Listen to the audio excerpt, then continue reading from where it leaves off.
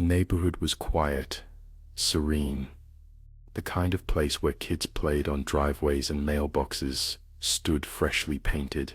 Jessica had always liked it here. The cul-de-sac trimmed and proper, the lawns neat. She played her part well. The doting wife, the PTA volunteer, and the host of the weekly book club that filled her evenings with laughter and red wine.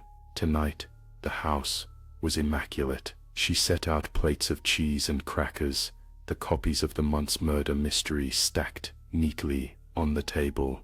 The girls arrived, their voices floating in, the sound of easy confidence, soft-footed privilege. Soon the stories and snickering began. No one noticed the way Jessica looked at them, eyes tight as drumskins, while they joked about the next plot twist. Later, the police would say the screams started at 9:17 p.m. Though Jessica insisted she'd only heard them too. She greeted the officers in a pale blue cardigan, hands trembling. Her account was chilling, the back door rattling, glass shattering. They'd find nothing broken, and a shadowy man slipping into the living room from the kitchen. She described it all, the way he moved, how he whispered just out of earshot, how he wanted to punish women who read. The police were rapt. She wept in the kitchen, clutching hot tea poured by her own hand.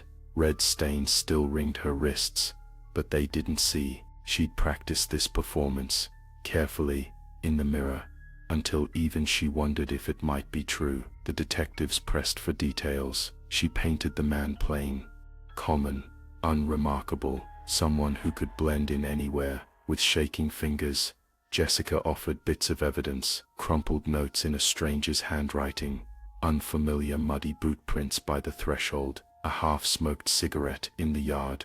No neighbors remembered seeing anyone. No camera footage surfaced. The policeman's expression grew pinched as she described the stalker's icy threats. He said he'd been watching us, Jessica murmured, that we'd discussed secrets we weren't meant to know. Days turned. The town clamored for answers, but all leads dissolved.